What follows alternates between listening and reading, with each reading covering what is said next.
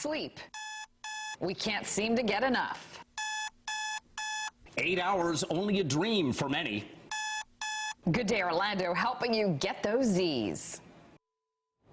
And Sleep Week continuing on Good Day Orlando. Huge problem for millions of Americans, really, not getting a good night's rest because of sleep apnea. Sleep apnea, a serious sleep disorder, but there's all kinds of methods out there to help people who suffer from sleep apnea. And joining us now is Dr. Kiran Tiperneni, an ear, nose, and throat specialist. Good to see you, sir. Good to see you. Thank you. Sleep apnea, it's not one blanket sleep apnea. You've got it, because there are different varying types of sleep apnea, right? Exactly. The most common type of sleep apnea is what's called obstructive sleep apnea, okay, where when you go to bed at night and you're trying to breathe, then something in the upper airway collapses, like the palate or the tonsils or the tongue, and causes obstruction, prevents air from going in. And that's the most common cause. Less common is what's called central sleep apnea. That's where people actually, the brain doesn't send a signal to breathe, and they just actually don't breathe periodically, and they're not getting enough oxygen. And what I've heard is that there are levels of it. Like you can have mild sleep apnea where it just stops, but mild sleep apnea, which I actually have, can cause some pretty bad snoring. Sure. Snoring, almost everybody that has sleep apnea has snoring. Then people that have snoring have either mild or moderate or severe sleep apnea, can have obstructive sleep apnea. And so basically, people that have obstructive sleep apnea, it becomes a medical condition, meaning if you don't treat it, it means over years your body's not getting enough oxygen at nighttime, and that can put you at a higher risk for heart disease, high blood pressure, diabetes.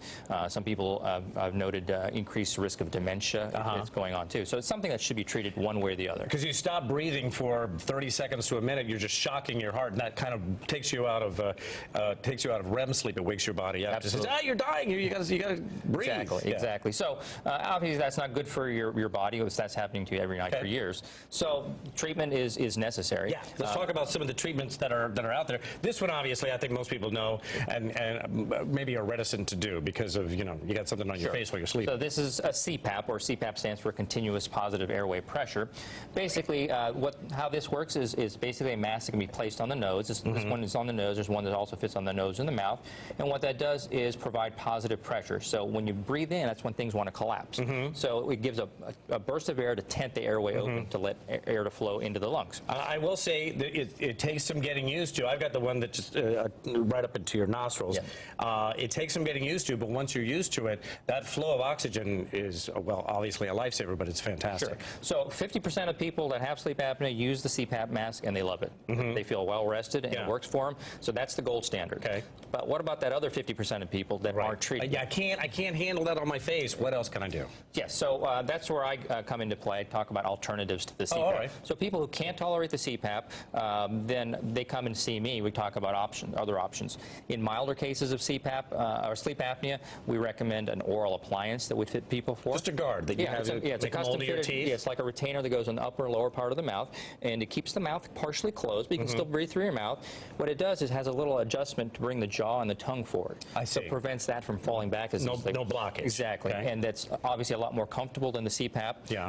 But it works mild cases of sleep apnea, but not more than moderate to severe. And there's also surgery that you can do, right? So when we talk about more moderate to severe sleep apnea, then surgery becomes an option. The conventional surgeries would be to find out what areas are blocking up. So a sleep study tells us how bad your sleep apnea is, but I do what's called a sleep endoscopy. I bring people to the operating room, we give them some propofol, which makes them sleepy and snoring and obstructing. Then I run a little scope in their nose and see where the problem is. Is it the palate? Is it the tonsils? Or the tongue? And then we address, the conventional surgery would mean to address those areas. The palate we can trim up, the tonsils we can remove, the tongue we can actually bring forward a little bit too. And so with that, we can cater the needs to the patient. Now the latest thing is the latest thing is what we call the Inspire, which is a hypoglossal, a nerve stimulator for the tongue. This is implanted in the chest, and it's an implantable generator that runs a sensor to the tongue and one down to the ribs. During the day, you'll treat it normally. At night, you turn a remote control on, and it senses every time you take a breath in, it causes the tongue and palate to push out of the way.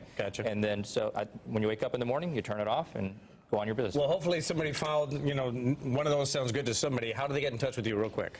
You can contact us at entorlando.com. And that's where my group is, ear, nose, and throat and plastic surgery associates. Dr. Tiperneni, always good to see you. Thank you so much. This was very informative. Good. Appreciate it. Thank you. Thank you for having me. Hopefully it'll help a lot of